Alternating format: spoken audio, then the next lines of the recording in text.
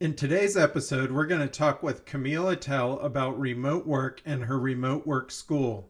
This is a unique subject for our podcast, so we wanted to take a little time to say how important remote work is to the RV community.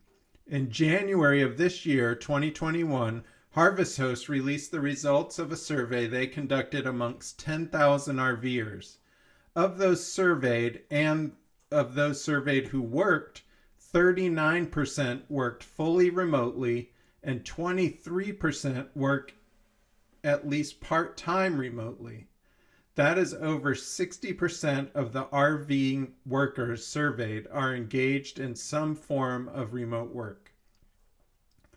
Similarly, KOA's North American Camping Report noted that the first time campers are significantly more impacted by access to technology, attributing 9 additional days of camping to Wi Fi access. This likely results from a new block of campers who started camping due to COVID and subsequently being able to work or do school remotely. Also, in the report, more than a third of all campers say that having the ability to work or do school remotely allowed them to spend more time camping in 2020, and another 3 in 10 mentioned traveling or vacationing more often because of this. This tells us that remote work is a big part of the RV community. This means a requirement for technology upgrades at campgrounds and improved Wi Fi access in other camping areas. But also, RVers interested in perhaps pursuing remote work opportunities need to learn how to prepare and market themselves for remote work. As you will hear in the conversation, many people do not realize the skills they have can be applied to remote work. Even if you think you are not qualified to work remotely, you may be surprised. So let's bring in Camille to talk about she can set you up for that remote work dream job. Hi, Camille. Can you tell us a little bit about yourself and your role with Remote Work School? Hi, thanks for having me. I'm excited to be here. Sure. So, quick background, I have been a full-time RVer. Gosh, I feel like actually it really is 5 years, with the last year being kind of a part-time model that we've been experimenting with. And before that, I was in corporate America my pretty much my entire life, with my last role being a continuous improvement slash corporate trainer. My husband Bryce and I got on the road in 2016 and literally reinvented ourselves professionally, personally, in all the ways that you can do that, and became RV bloggers. And that led to the launching of Remote Work School, which I know we're going to talk about a little bit later in the episode. So I'm the founder of Remote Work School, which is all about helping semi-retirees and people who want to RV get remote work so they can have the income to live a flexible lifestyle. So hopefully that answers your question at a high level. And I don't want to just drone on and on, because I know I have a tendency sometimes. So, remote work school, like, can you just kind of give a brief description of what it is? You kind of glanced over it just in your intro there, but like, is it all web-based? What is remote work school? Sure. Yeah. Well, Remote Work School is an online program. It's 100% remote. But what makes it different than other types of programs out there like that is that it comes with a coaching element.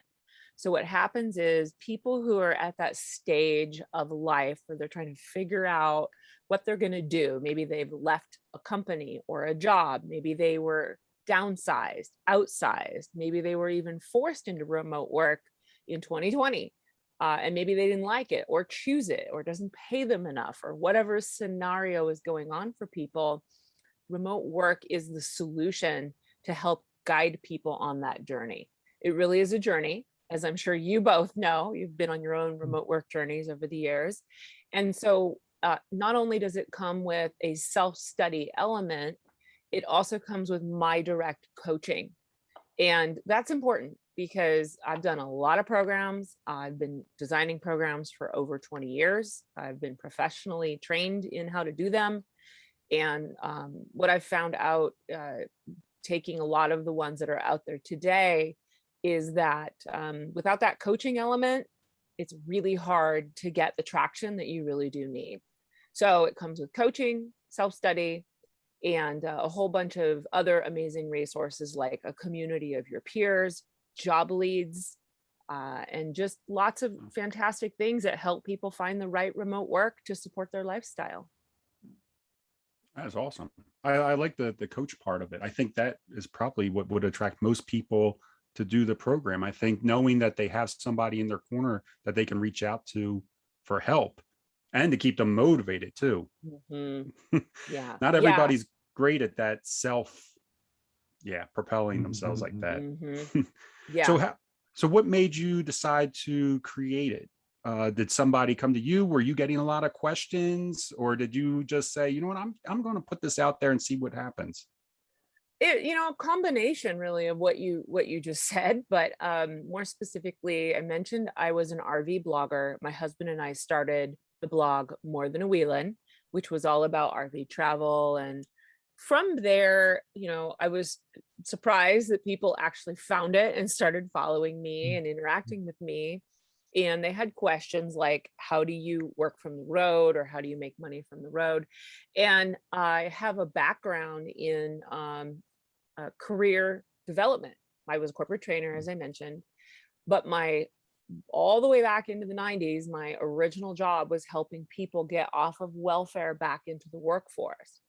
So I'm actually formally trained in all things like career development, resume writing, interviewing, career progression. I come from the world of HR. So because I had that background, because I've been a corporate trainer, and then I was actually a real full-time RV traveler, I thought, well, I am uniquely qualified to combine all those aspects to actually offer something of value to people that I think is different than just about anything else they're going to find anywhere else. So I got really inspired by it. It has since become really more of a mission-based business, meaning I'm so passionate about helping people figure this out, this phase, because it can be very overwhelming and intimidating, and big life transitions for people. Even ones where you choose it, like you want to go RVing, is still fraught with scary things and unknowns. And I am really good at helping people, guide them through that journey. And then the last thing I'll mention is I also have my master's degree in counseling.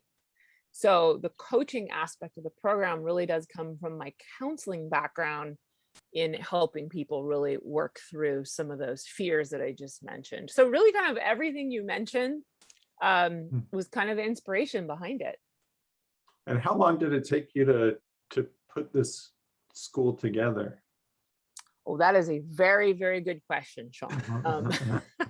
Depends on when you want to talk about the start button of it all. I mean, I would say in 2017, and you probably know this, Sean, because I am currently a business partner with your wife, Julie Chicory, along with Liz Wilcox and Lindsay McKenzie. We were putting together our summit, Full-Time Freedom Week, and I didn't have a product to sell. And Liz was like, you need to sell something. And so I was like, what am I going to do? What am I going to do? And that's in remote work school. The idea for it, although back then it was called something different, came out of that. So the first iteration was 2017. Oh, wow. The second iteration was 2018. And that was intact from 2018 all the way up until this year, until about March of 2021. I completely tore the whole thing apart. I literally burned the original one to the ground because the pandemic had completely changed everything in the employment market. And I rebuilt it this year. It is so amazing. I love the new build. The old build I didn't love as much. But now I feel like it is what I call a world-class training coaching program. So, it's been in existence since 2017, but it's had 3 iterations, and I've had close to 700 people go through the program since its beginning. Oh, okay. Yeah. I was going to ask you, did COVID play a part in you wanting to change it in 2021? So I would imagine a lot. I mean, COVID changed a lot, but I would imagine the online world and people remote work is something that everybody got thrown into, whether they wanted to or not. It is. And what's so interesting is people say to me, oh, wow, you must have done so well during COVID. Well, two reasons I didn't do as well as I could have. Reason number one is I wasn't feeling well myself. I had, not because of COVID, but I had health issues, which is another reason why I think remote work is such an amazing solution. Everything from health issues, age discrimination, racism, disabilities, right? All of these things that remote work can solve. But so I wasn't feeling great, so I didn't have a lot of energy for it. But secondly, my marketing was all about convincing people to work remotely. And then when the pandemic hit, nobody needed convincing. And nobody batted an eye. And so all my marketing had to be completely overhauled, as well as the course itself really needed a refresh after pretty much 3 years. So, yeah. So do you think anybody can find remote work, or are there only certain people that remote work is good for? I mean, how do people know if it's right for them, if there's something out there that they could actually do remotely? Right. That is definitely one of the things that I help people figure out. First of all, I believe just about everyone can work remotely, really, if they want to. Right. Some people don't want to, and some people have a skill set that they find is difficult to translate into remote work. So for example, if you work with your hands, if you need to be if you're an RV repair person, your ability to work remotely, maybe you feel like that's a difficult thing to do, or if you work in manufacturing or something like that. But there are ways to rethink how you do that work that I can almost look at just about. I mean, there's literally no one who's come through my program have I ever said there's no way you can't do this. We've always found a way. Okay. That said, there are some challenges for certain people. Some people will feel super isolated working remotely, right? Some people will find the lack of structure to be hard. Maybe they liked going to a physical location with a schedule, with a boss that they could see their coworkers in person. For some people, that makes them feel accountable and productive. So it really depends on the individual, but almost anyone, really. I mean, 99 out of 100 people, I think, can work remotely. What about people working remotely? You said, some people feel isolated. What about people working remotely in a team setting? Like I consider what Sean and I do to be remote work with the podcast, but we're a team and we communicate daily on everything beyond the wheel. So is that something, do you get people doing this together and working together? Okay. Yeah. I mean, so what you're describing, I think, is so important because, remote work can be quite isolating. I think the introverts are cool with that. The extroverts, not as much. And even introverted people start to feel really isolated after a while. And so having a community of people that you can go to even virtually is so crucial. That's one of the elements of remote work school that I love so much, is that I've built a community where we're meeting pretty regularly, twice a month at least. And face to face, not in person, but on Zoom or somewhere else. We do fun things, we talk, we share, we leverage each other's knowledge. It is a true community. So I do think that can be a very helpful thing to do. But again, it's very individualized. It will depend on the person and what they want.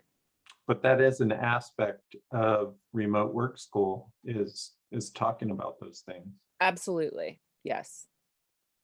Is it how can you walk us through it a little bit? Is it typical? Does somebody come to you and say, hey, this is my idea of what I want to do, and then you coach them from there? So they're not coming to you with like a blank statement and hey, I want to start doing remote work. What can I do? Oh, you actually, Kenny, that's probably more Really? Oh, often. okay. Yeah, I attract two kinds of people. So I have two core people that I've kind of nailed this down after studying literally hundreds of people, and then thousands of people when you consider over the many years of my just vast, corporate training and all that stuff. Two people I find come to me, and I call them either the dabblers or the experts. And so the Okay. dabblers are people who have spent their whole careers dabbling in all kinds of things. Maybe they did one job for a while and then another job, and then they tried their hand at this and that and this and that. And so they end up feeling like they could do so many things, and they're at a stage of life where they don't want to get pinned down. That's one of Mhm. the things where they're like leaving something and they're like, look, I just don't want to pick a thing because I could do so many things, so I don't know what to do. So Mhm. that happens a lot. On the flip side, I get what I call the experts, and the experts are people who have done like one main thing their whole life and they've gotten really good at it. And so the idea that they could do anything else seems completely out of the realm of possibility. So, these are people who have been in a career 20 years or something, and they're like, Camille, I'm not skilled for anything else. Like, what else could I possibly do? And what's so interesting to me is both the dabblers and the experts have the exact same problem. So I tell them the grass is not greener, because we all come to the table with the same core problem, which is like, what do I do now? Yeah. And some people do have ideas, but they aren't set on anything. I mean, I think that's why they come to me, is because I'm really decisive and I'm really good at helping them explore what makes the most sense based on things like, how much money do you need to make? How often do you want to work? Are you going to travel or not travel, right? We have to figure out the pragmatics. But I also tell people, you're at the point in your life where you've also earned the right to actually be happy. And so let's try to find you work that does that for you. So I know that was a long answer, but like I said, I get really passionate. So that's your That's great. answer. Yeah. So can I you, oh, go ahead, Kenny. I was going to say, I think I have like a follow up to that. So you get the people that come to you. I'm curious,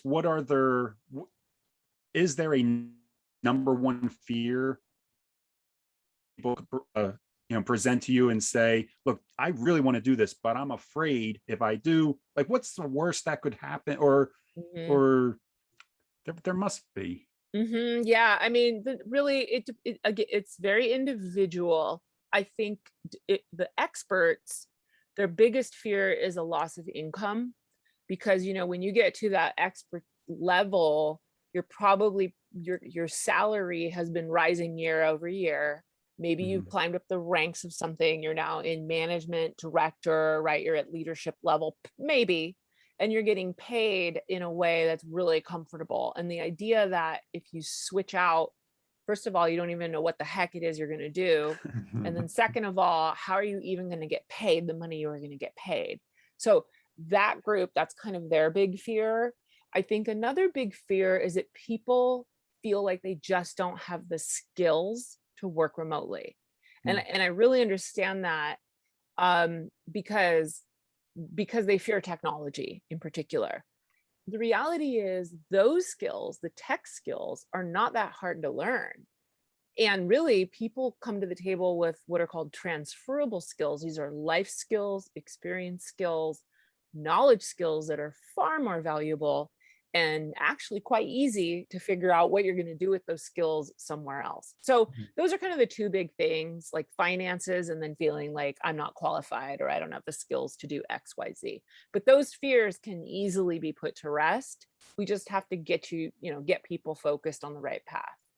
I was going to wait a little longer to ask this, but since we're talking about fears, you obviously had people that have gone through the course and are now working remotely.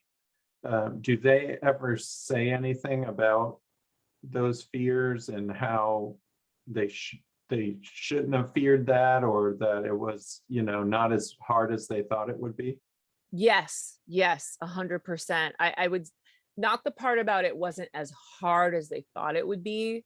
The hard part is usually their own thinking, Yeah. and that they were just in their own way.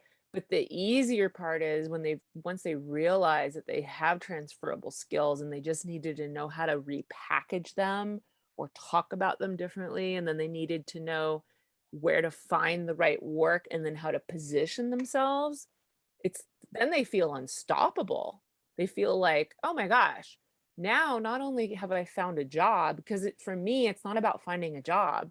It's about finding how you can reposition yourself over and over again anytime, because you never know when you're going to lose a job or when you're going to start something new or be faced with some situation. You have to be able to be to reinvent yourself as many times as you want.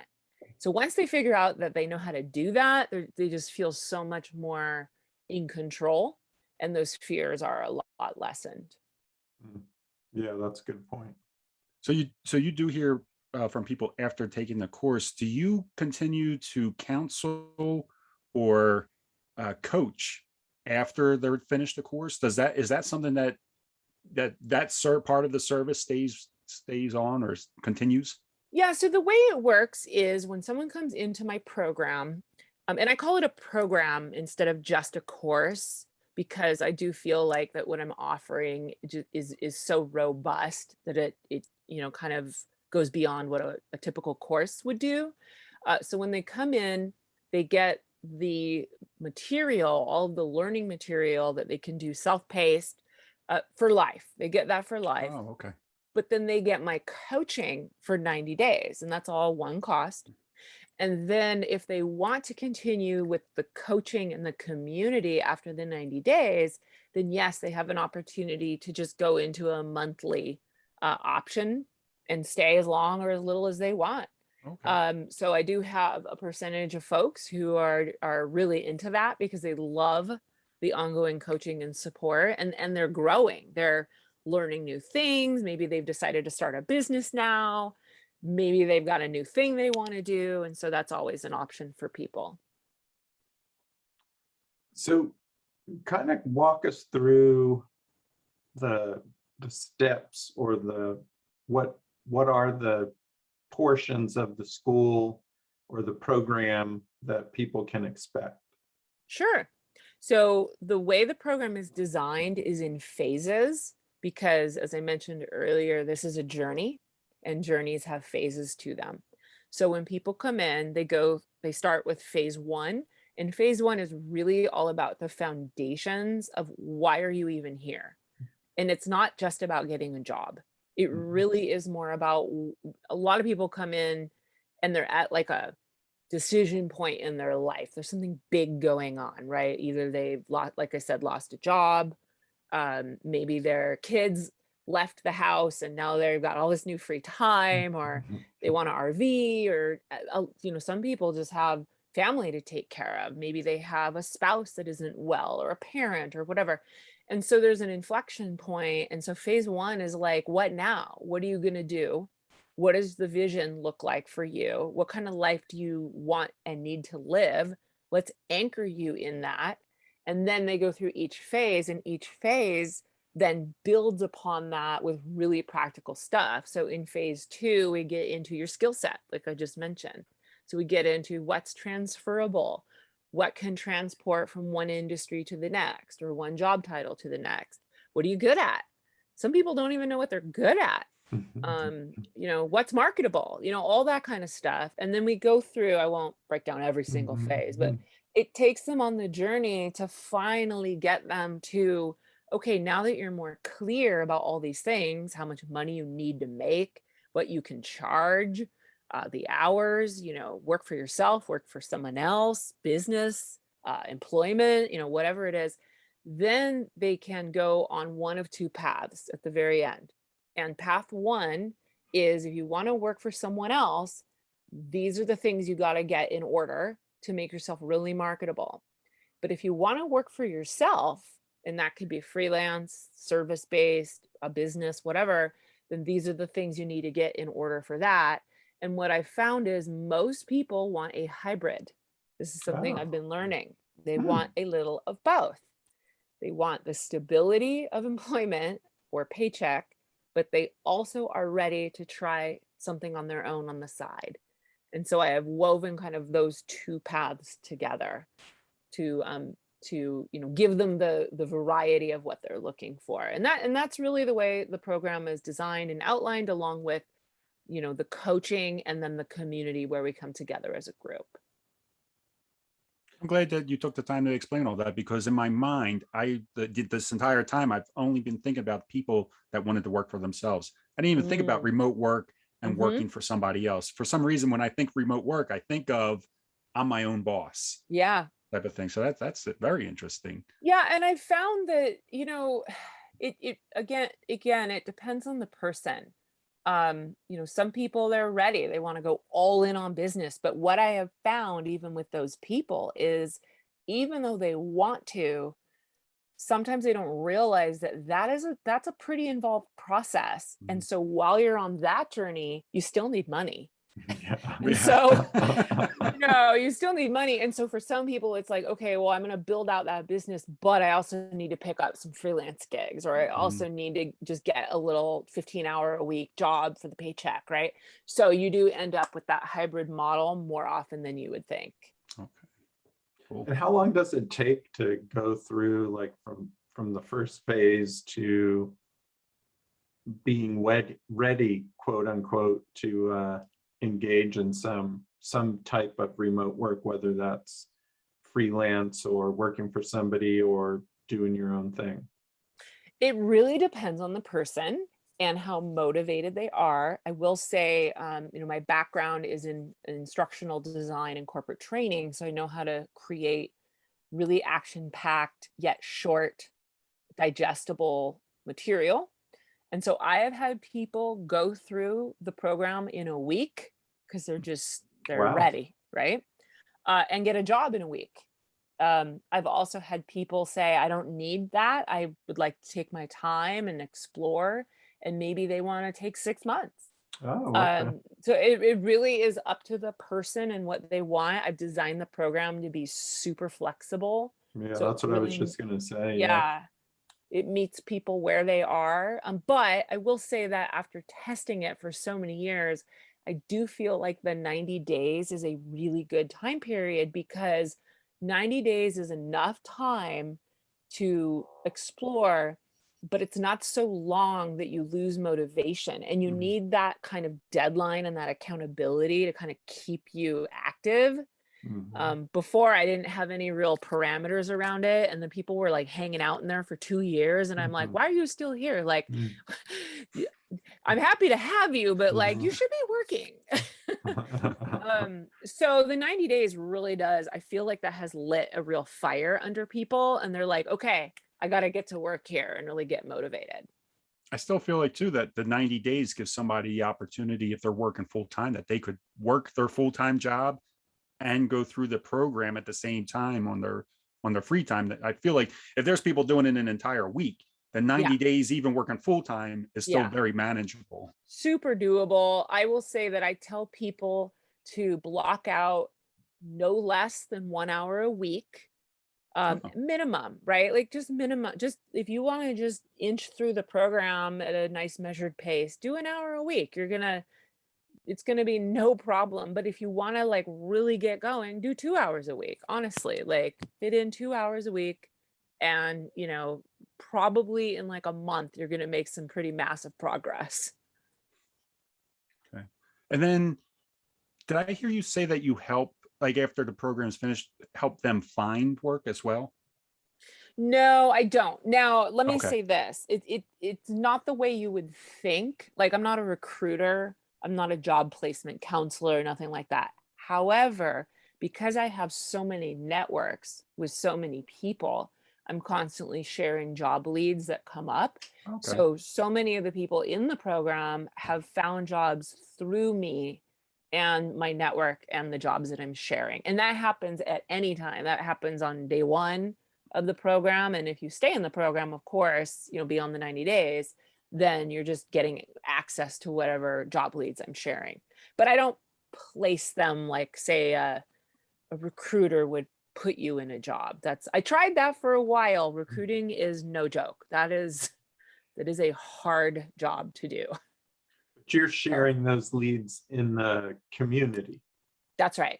Okay. Yeah. And I vet them. So I vet the leads. I make sure I don't share jobs that I think are low paying jobs, like, I mean, I'll share jobs, but I usually talk to the people first about, does this job have progression? Do you have a salary range that at least I know that if I recommend this, that someone has a pathway to earning more money? Because I'm really big on people earning the income that they're worth. Far too many people don't ask for enough money.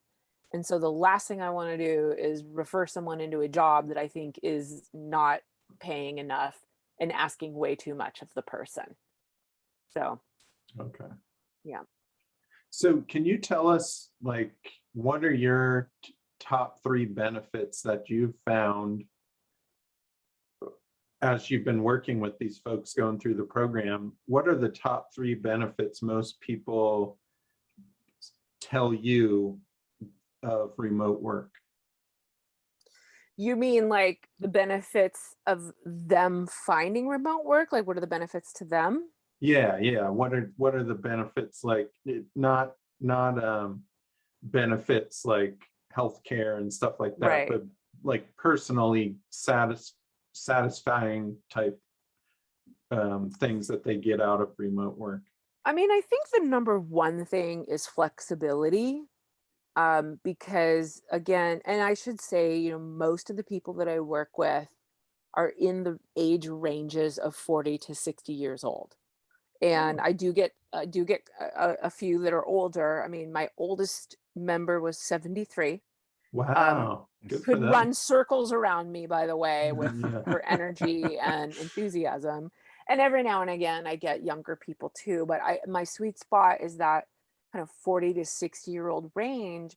And for them, the really the top benefit is that flexibility, because that's that age range where you're like reassessing your values in life, right? Like 50 years old is that spot where you're like, my kids are starting to get older. I don't like my career anymore, or I got forced out, or I'm getting forced out, or my boss won't let me go remote when I want, all that kind of stuff. So I think that remote work, the way we can structure it, depending again on what the person wants, just gives them the flexibility, which I think is outweighing at this point the income. So income's important, of course, but I think what I'm hearing more from the members of remote work school is the flexibility is a higher priority than even the income. So, but income's still important, right? So flexibility, income, and then thinking of a third one, because you did ask me for 3. I think it depends on the person. The third one's going to be a wild card because, to your point, Kenny, like if someone's starting a business, for them, that might be a real creative endeavor that they've never done before. But the person next to them may really not like that journey at all. So, it's really going to be person dependent on that third one. Yeah. I know for me, being 100% remote is no more sitting in traffic. And I know that falls into a little bit of the flexibility, but when I worked in construction in Philadelphia, I was doing a 45-minute commute in, a 45-minute commute home. That's an hour and a half spent just sitting in traffic. And I feel like the work, the remote work is more productive because I knocked out that commute. That's an hour and a half of more production that I can do at work and actually gets things done. 100%. And actually what you're talking about, there are statistics to prove that remote workers are actually more productive than when they were in the office, because in the office you had so many more distractions. So not in addition to a long commute in your case, then when you got there, you have coworkers who interrupt, you got meetings where you get nothing done all day long, right? So there's actually data that supports what you're saying. And I would also like to add that I would leave purposely earlier so that I could sit in the parking lot of my work, because after 45 minutes of Philadelphia traffic, I needed like another 10 minutes just to like get mentally prepared to go into work. Yes. Yes. I relate.